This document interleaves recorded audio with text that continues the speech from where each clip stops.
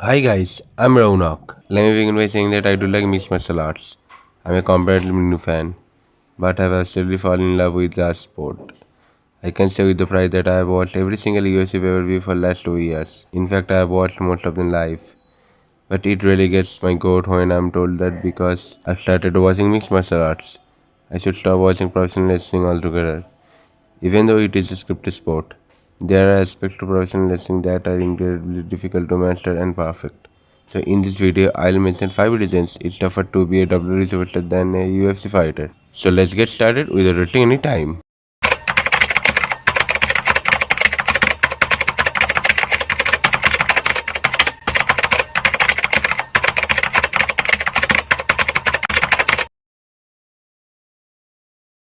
You may only see your favorite WWE superstar on TV once a week, or at most. If your name is John Cena, actually in this particular case, you may not see him at all.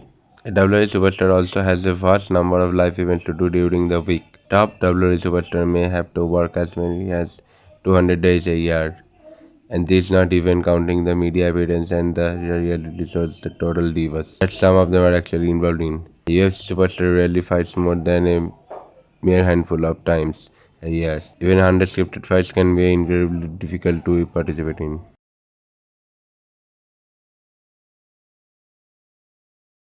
I've heard so many heartfelt speeches by UFC fighters. They are delivered with passion and connect with fans worldwide. They showcase the drive and determination of the superstar to compete at the highest level. WWE superstars work with a lot of more restrictions.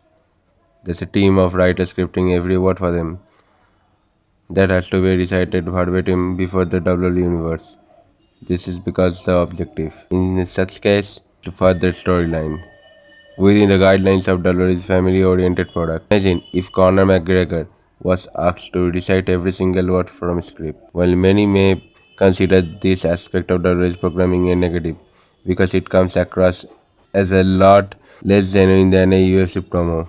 The fact is that the memorizing lines is not easy. In fact, it's incredibly difficult to say something in someone has written for you and make the audience buy into what you were saying.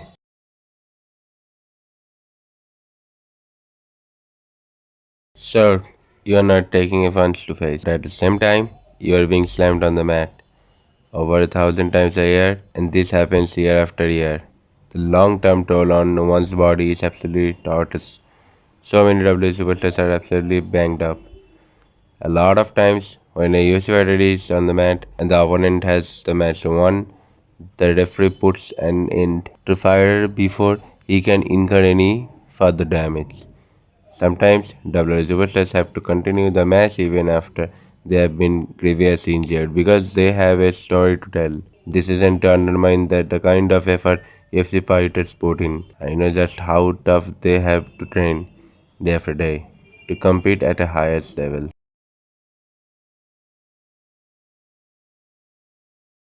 Not only is the WWE schedule growling, but it also takes place across the world. Before you can get accustomed to a new time zone, you have to get in the ring and compete, and then fly to a brand new time zone again. In a whole bunch of WWE superstars jet lagged and exhausted during their India visits, barely struggling to keep their eyes open. And only minutes after they arrive, they have a lace up their boots and perform before a packed arena in front of many screaming fans. While the UFC has a fan base all across the world, the travel is a lot of less trying. Even though it's a dream of many a performer to get a chance to perform across the world, I wondered if someone's the travel doesn't get to them. In some ways, it's absolutely inhuman.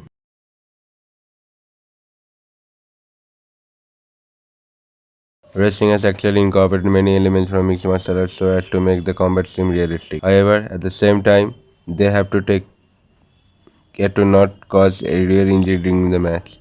That's always the next town to go to, where thousands of fans are in attendance to watch these two men or women tear it up again. It's incredibly difficult to fight inside an octagon. It is as difficult to simulate combat and make an audience buy into the action.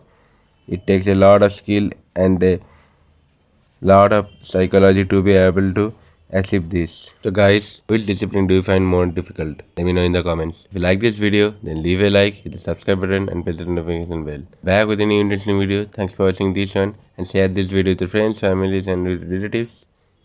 Thanks for watching. See ya.